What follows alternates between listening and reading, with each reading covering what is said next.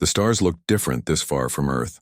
Commander Sarah Chen pressed her palm against the cold metal of the observation deck window and watched the alien constellations spread across the darkness. The colony ship Prometheus had been traveling for 3 months now, carrying 847 souls toward what they hoped would become humanity's newest home. "Commander, we're getting some strange readings from the asteroid field ahead," called Chief Engineer Marcus Rodriguez from the bridge communicator. His voice carried that familiar note of curiosity that usually meant trouble.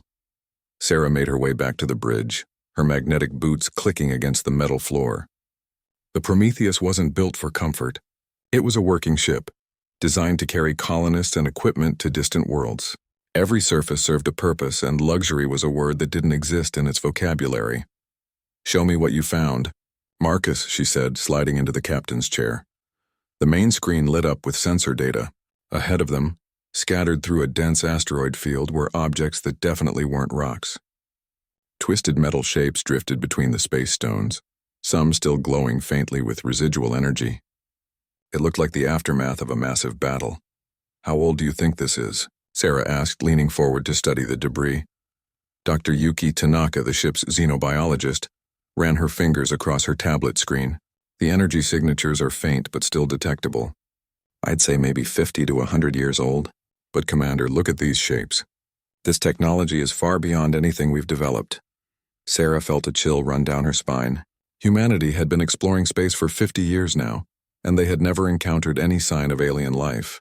The discovery of intelligent aliens would change everything.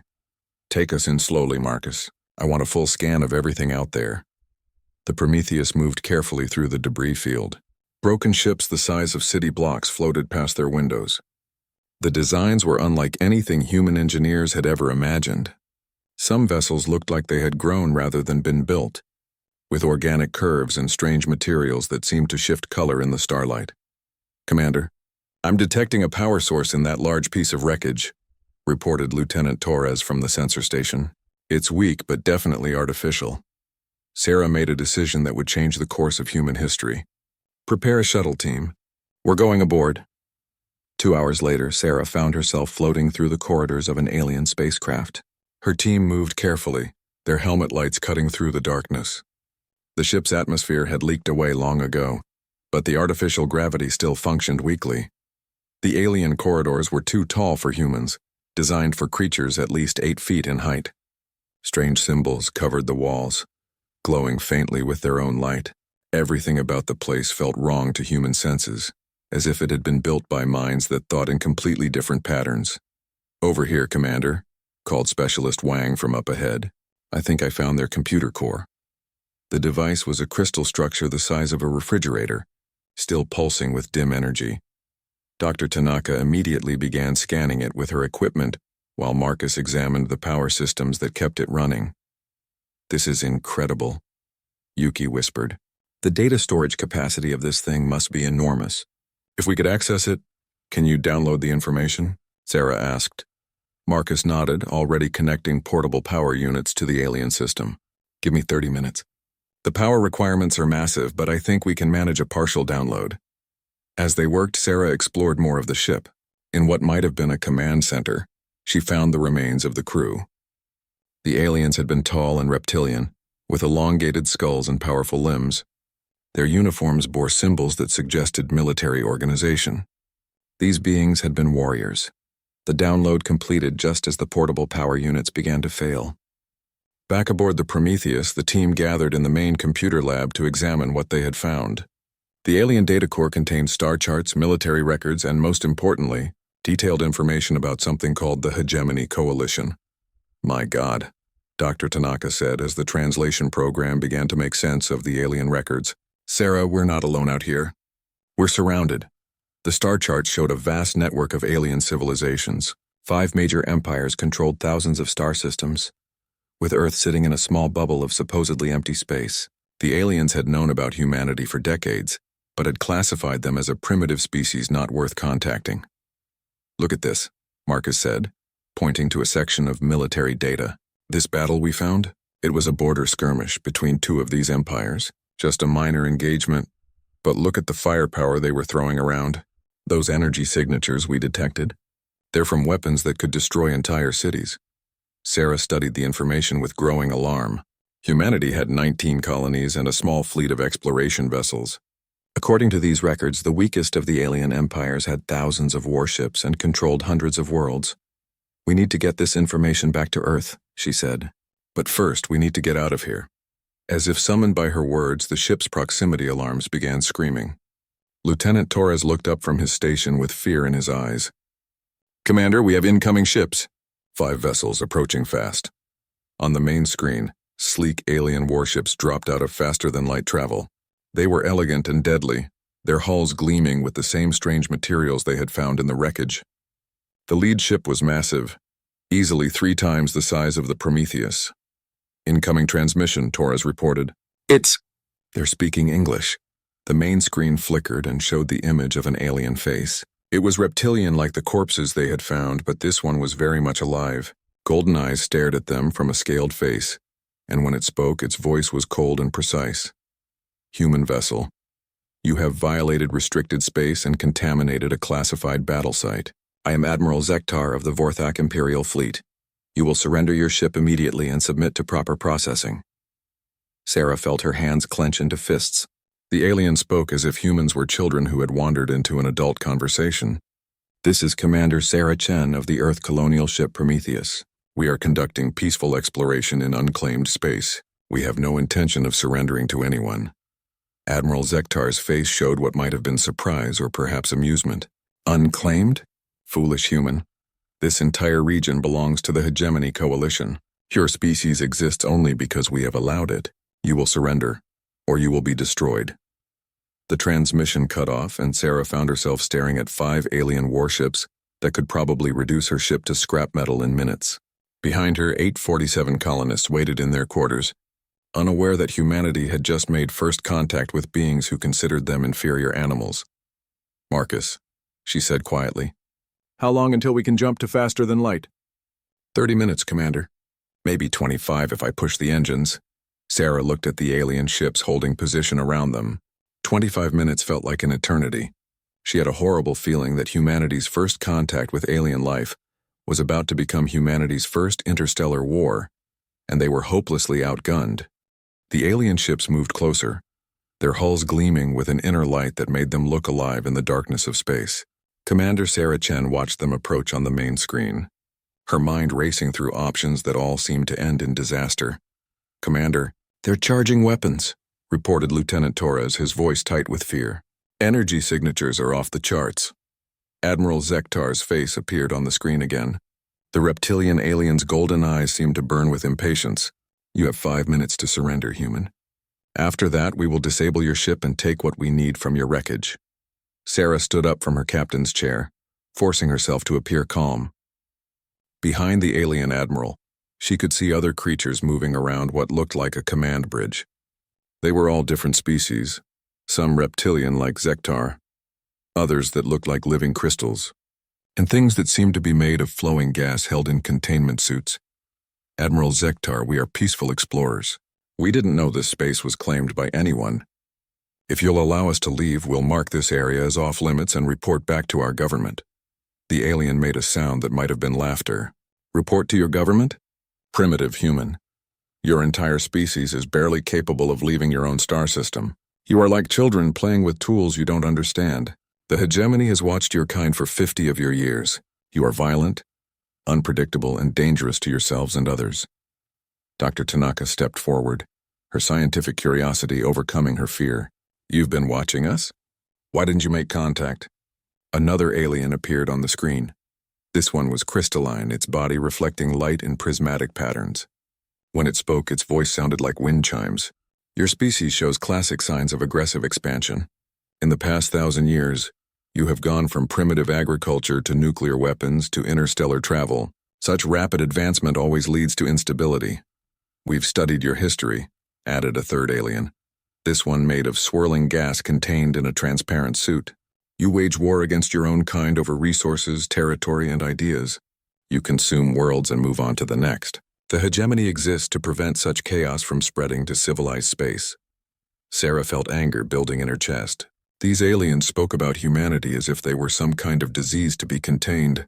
"We've also created art, music, literature. We've learned to work together, to build something better than what came before. Yes, we've made mistakes, but we've learned from them. Admiral Zektar's expression didn't change. Pretty words, human. But your actions speak louder. You came to this system to establish a colony, did you not?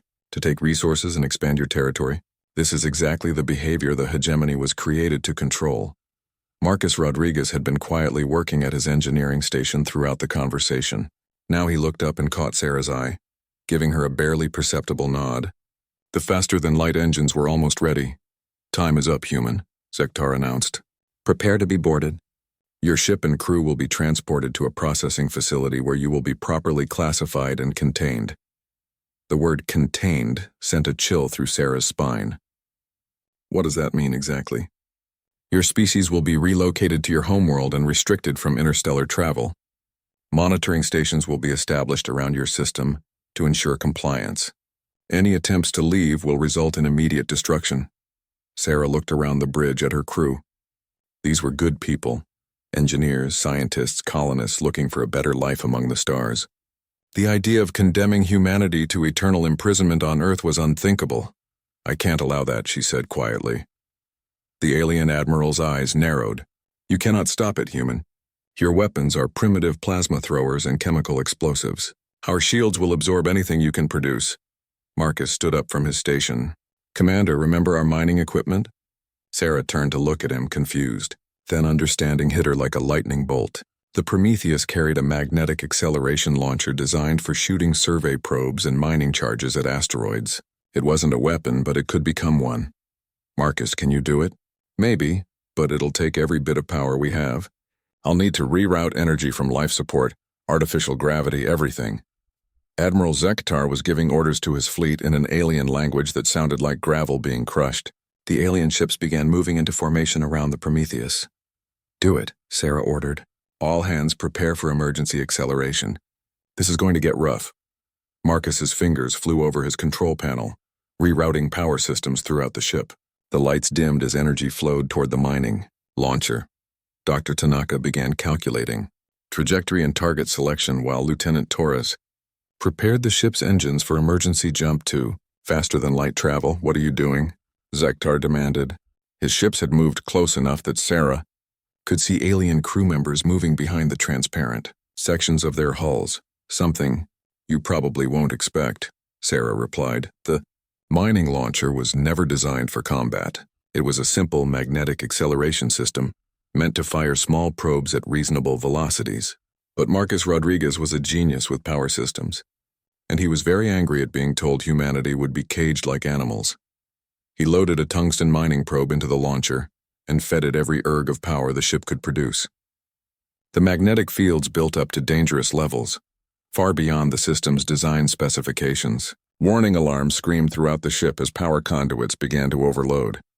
Firing, Marcus shouted. The tungsten probe shot out of the launcher at nearly 15% the speed of light. It was just a small piece of dense metal no bigger than a coffee cup, but at that velocity it carried the kinetic energy of a nuclear weapon. Admiral Zektar's flagship never had a chance. The probe punched through its energy shields as if they weren't there, tore through the hull like tissue paper, and continued on to strike the ship behind it. The alien vessels weren't designed to handle solid matter moving at relativistic speeds. Their shields were built to deflect energy weapons, not kinetic projectiles. The flagship exploded in a ball of superheated plasma. The second ship broke apart as the probe passed through its engine section. The tungsten projectile continued on, its path taking it toward a large asteroid in the distance. When it hit, the asteroid simply vanished in a flash of light and debris. The remaining alien ships froze in shock.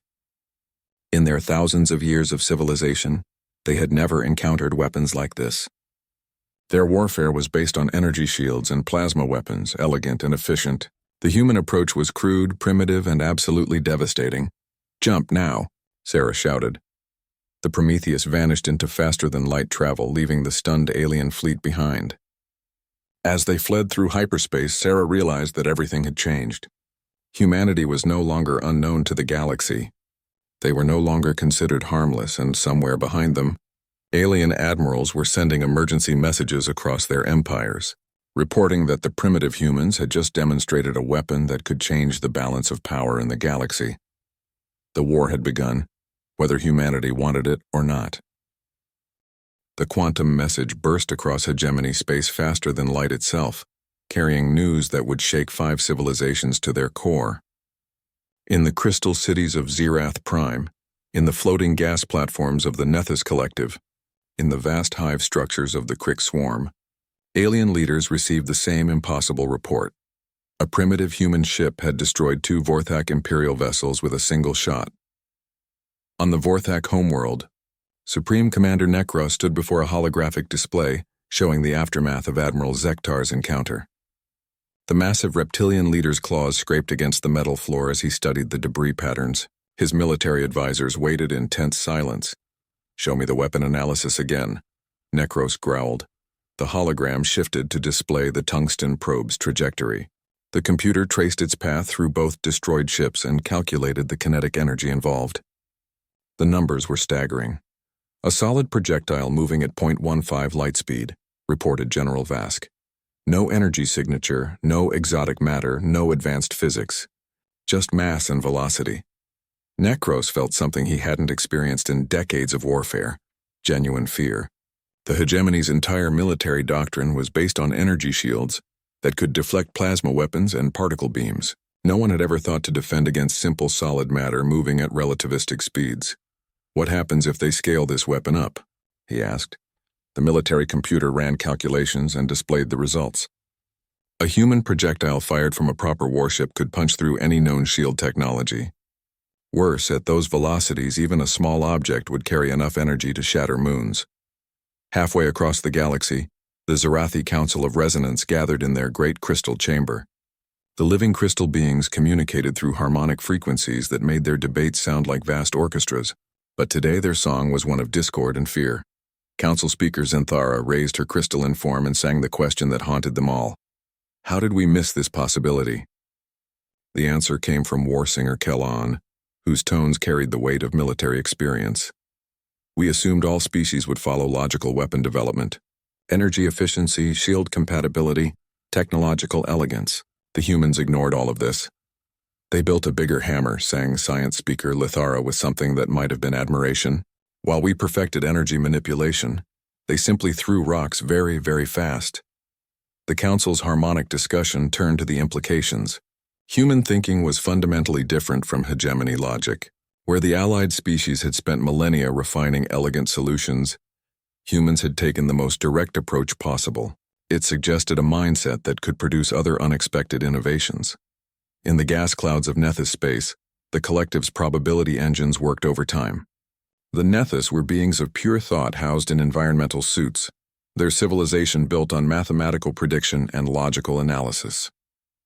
Their computers had been calculating human development for 50 years, and none of the projections had included kinetic weapons. Probability node 7743 transmitted its analysis to the central collective. Previous calculations assumed human military development would follow standard patterns: energy weapons, defensive shields, gradual technological advancement. Current data suggests human innovation operates outside normal parameters. The response came from Node 0001, the collective's primary consciousness. Recalculate all projections. Include non-standard thinking patterns. What is the probability of human technological breakthrough in other areas? The answer came back in minutes and sent ripples of alarm through the collective's shared consciousness. If humans could innovate outside normal patterns in weapons, they might do the same in faster-than-light travel, communications, manufacturing, or any other technology. The implications were terrifying. Meanwhile, aboard the Prometheus, Commander Sarah Chen was discovering just how much trouble they were in. The ship's power systems had been severely damaged by the railgun discharge, and they were deep in alien space with no way to call for help. "How bad is it, Marcus?" she asked as her chief engineer crawled out of an access hatch, his uniform covered in coolant fluid. "Bad. We overloaded half the power grid when we fired that shot. I can keep life support running and maybe get us home, but it'll take weeks instead of days." "And if we meet any more alien ships?" Sarah nodded grimly. They had used their one trick and now they were helpless. But Marcus was already working on the problem, studying the alien technology they had downloaded from the derelict ship. Sarah, look at this, Dr. Tanaka called from her workstation. I've been monitoring alien communication frequencies. They're going crazy out there. Emergency sessions, fleet movements, high-priority transmissions across all 5 empires. The main screen showed intercepted alien signals translated by the computer. The messages painted a picture of panic and confusion. The hegemony coalition was fracturing as different species argued about how to respond to the human threat. They're scared, Sarah realized. They're actually scared of us. Of one damaged colony ship? Marcus asked, sparks flying as he tried to repair another power coupling. Not of us specifically, of what we represent. Tanaka pulled up more intercepted communications. Look at these military analyses. They're not just worried about railguns. They're worried that humans think differently than they do. Sarah read through the translations with growing amazement. The aliens had built their entire civilization on the assumption that intelligent species would develop along similar lines. Energy weapons, defensive shields, territorial expansion through negotiation or conventional warfare. Humans had shattered that assumption with a mining tool turned into a weapon of mass destruction. They've been playing the same game for thousands of years, she said. We just changed the rules. Lieutenant Torres looked up from the communication station. Commander, I'm detecting a massive fleet buildup in the Vorthak system. Looks like they're preparing for war. Sarah felt her stomach drop. If the aliens decided humanity was too dangerous to leave alone, Earth's 19 colonies wouldn't stand a chance against thousands of alien warships. How long until we can get a message to Earth? She asked. At our current power levels, maybe 6 hours to establish a quantum link, Marcus replied. But Sarah, even if we warn them, what can Earth do? We have exploration ships and cargo haulers, not warships. Sarah stared at the tactical display showing alien fleet positions. Thousands of ships were moving toward human space, and there was nothing humanity could do to stop them. Unless... Marcus, how hard would it be to build more railguns? Her chief engineer paused in his repairs and looked up at her with a slow smile. You mean proper ones? Built for warfare instead of mining? With unlimited power and proper targeting systems? Exactly. Marcus pulled up the specifications for their improvised weapon and began running calculations. It wouldn't be easy. We'd need massive power plants, magnetic field generators, heat dissipation systems. But the basic physics are simple. Any species that can build spaceships can build railguns. And the aliens never thought of it because they were too focused on elegant solutions, Sarah said. They assumed everyone would think like they do. Dr. Tanaka was monitoring more alien communications. Sarah, you need to see this. The Hegemony Coalition is calling an emergency summit. All 5 species, their highest leaders. They're meeting to discuss the human problem. Sarah looked at the intercepted messages and felt a cold certainty settle over her. The galaxy's most powerful civilizations were gathering to decide humanity's fate. They would probably vote for extermination rather than risk the disruption humans represented. Get that message to Earth, she ordered. Tell them what we've learned and what's coming. And Marcus? Yes, Commander. Include the railgun specifications, all of them. If humanity is going to survive the next few months, we need to build weapons these aliens have never imagined. As the Prometheus limped through alien space toward home, Sarah watched the tactical display update with more enemy fleet movements. Humanity had perhaps weeks before the first alien ships arrived at human colonies. It would be a race between human innovation and alien fear, with the survival of the species hanging in the balance. The galaxy had spent thousands of years in stable, predictable patterns. Humanity was about to show them what happened when someone refused to follow the rules. The Hegemony Grand Assembly had not met in person for over 300 years. The crystalline amphitheater on the neutral world of Nexus Prime had been built to house representatives from all 5 member species, but it had mostly served as a museum. Today, for the first time in centuries, it buzzed with activity as the galaxy's most powerful leaders gathered to discuss an unprecedented crisis. Supreme Commander Nekros of the Vorthak Empire stood at his designated platform, his massive reptilian form casting shadows across the crystal floor. To his left, the gaseous beings of the Nethys Collective swirled within their environmental suits.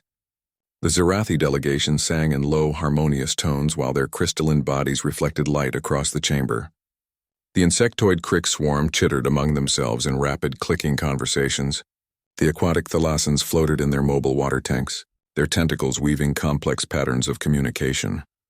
The human threat must be eliminated, Necros declared, his voice echoing through the chamber. Their weapon technology represents a fundamental destabilization of galactic security. We cannot allow them to develop these kinetic weapons further. Collective Node Prime, speaking for the Nethys, responded with mathematical precision. Probability analysis indicates 94.7% chance of military escalation if preemptive strikes are launched. Human response patterns suggest they will not surrender peacefully. The Zarathi war singer Kellan's harmonic voice carried across the chamber. The humans have demonstrated they do not think as we do. This makes them unpredictable and therefore dangerous, but it also makes them potentially valuable. Queen Vexara of the Crick Swarm raised her mandibles in disagreement. Value is irrelevant. The Hive calculates that human expansion will disrupt established territory divisions within 50 years. They must be contained or eliminated. Ambassador Thalassar of the Thalassans pulsed bioluminescent patterns across his tentacles. We propose a different approach. The humans have shown innovation that surprises even us. Perhaps negotiation would be more profitable than warfare. The debate raged for hours, with each species arguing from their own perspective. The Vorthak wanted immediate military action. The Crick saw humans as a threat to their carefully organized territorial expansion. The Nethys calculated probabilities and found no clear path forward. The Zarathi were fascinated by human innovation, but feared its implications. Only the Thalassans advocated for peaceful contact. Meanwhile, in Earth's orbital defense stations, Admiral Elena Vasquez was fighting a very different kind of battle. The quantum burst transmission from the Prometheus had arrived 2 days ago, and since then she had been working around the clock to prepare humanity's defenses. Show me the construction. Reports, she ordered her aide. The holographic display filled with technical specifications and construction timelines. In shipyards throughout human space, every available vessel was being retrofitted with railgun technology. The process was proving more difficult than anyone had anticipated. The power requirements are enormous, reported Chief Engineer Davidson. Our largest ships can maybe support one spinal mount railgun, and even that requires rebuilding the entire power grid. Smaller ships can't handle the energy demand at all.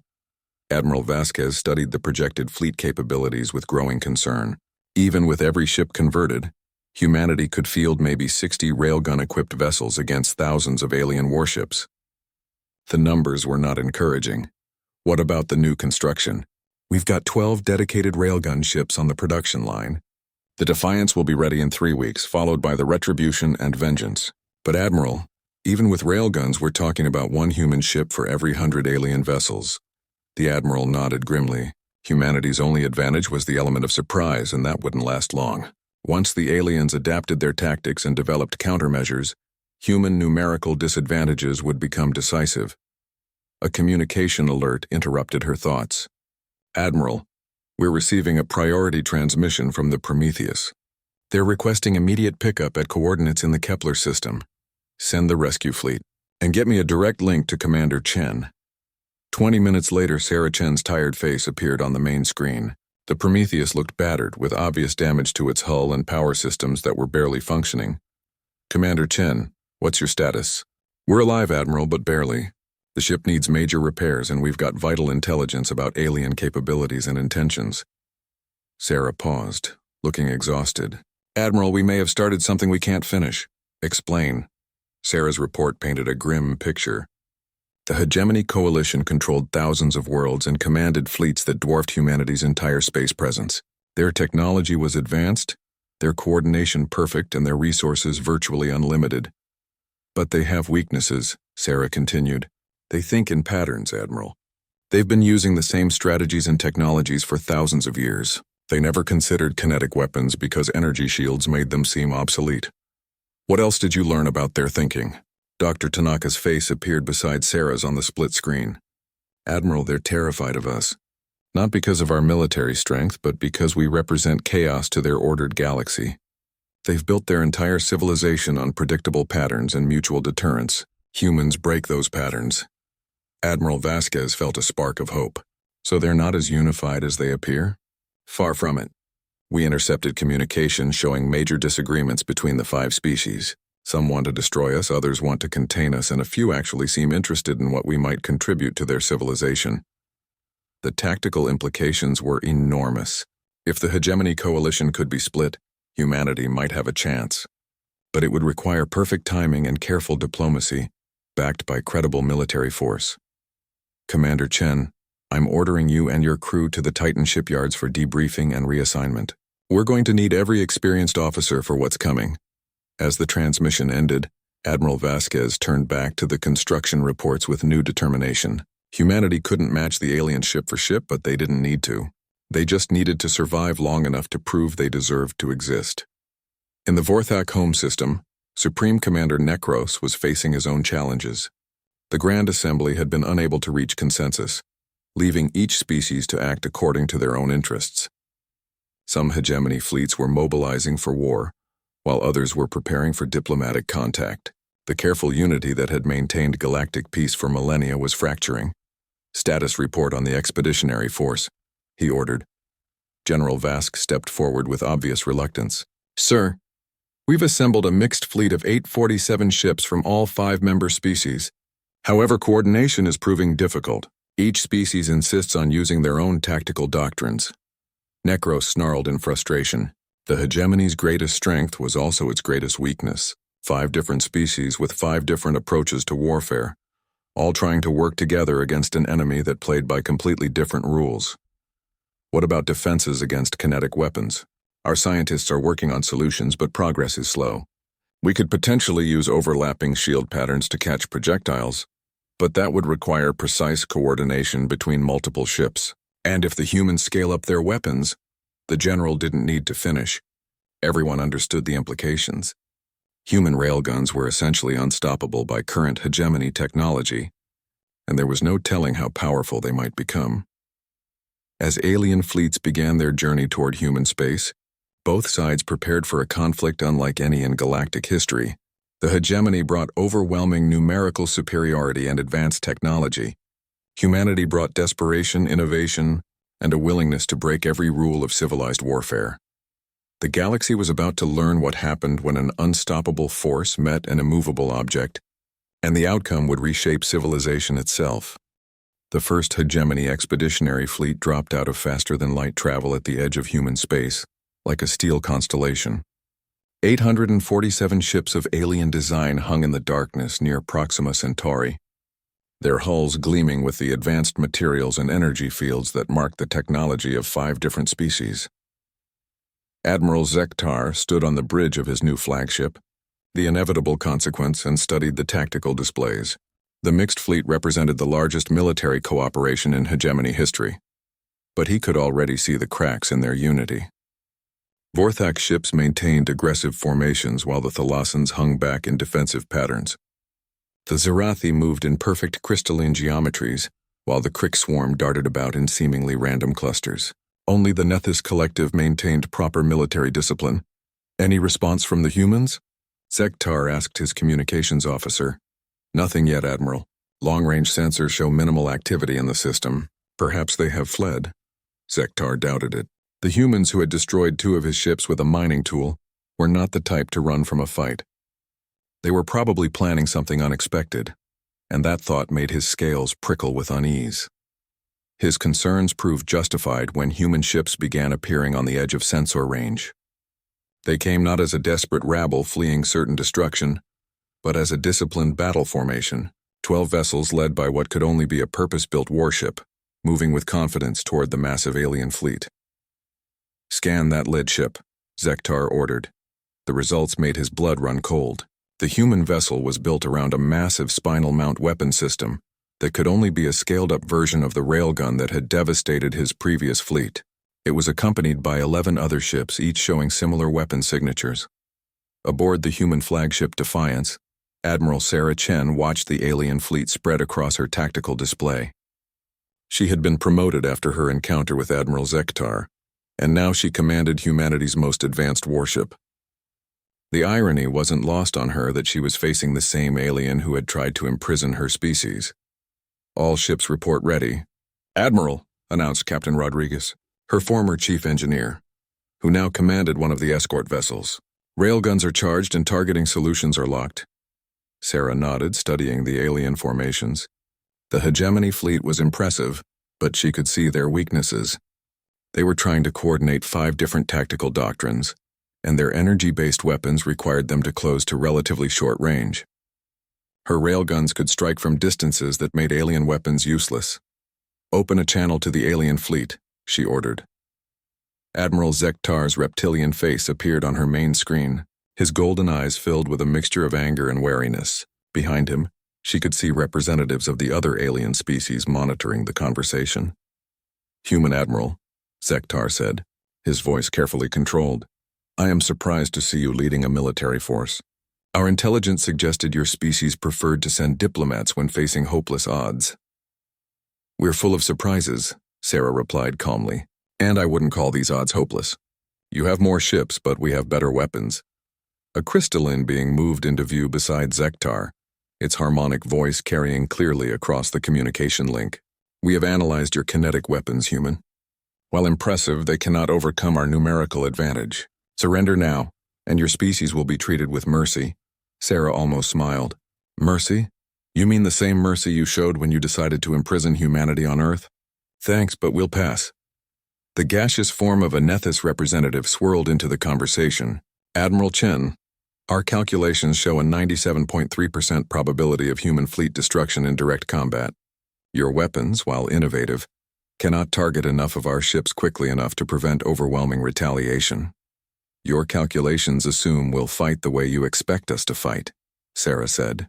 "But we've already established that humans don't think like you do." She cut the transmission and turned to her weapons officer. "All ships execute pattern Delta." The human fleet suddenly scattered in all directions, each ship accelerating toward different sections of the alien formation. It was a maneuver that defied conventional space combat doctrine, where fleets normally concentrated their firepower and maintained formation integrity. Admiral Zektar watched in confusion as the human ships spread across a volume of space larger than most star systems. "What are they doing?" "They've just divided their forces against overwhelming odds."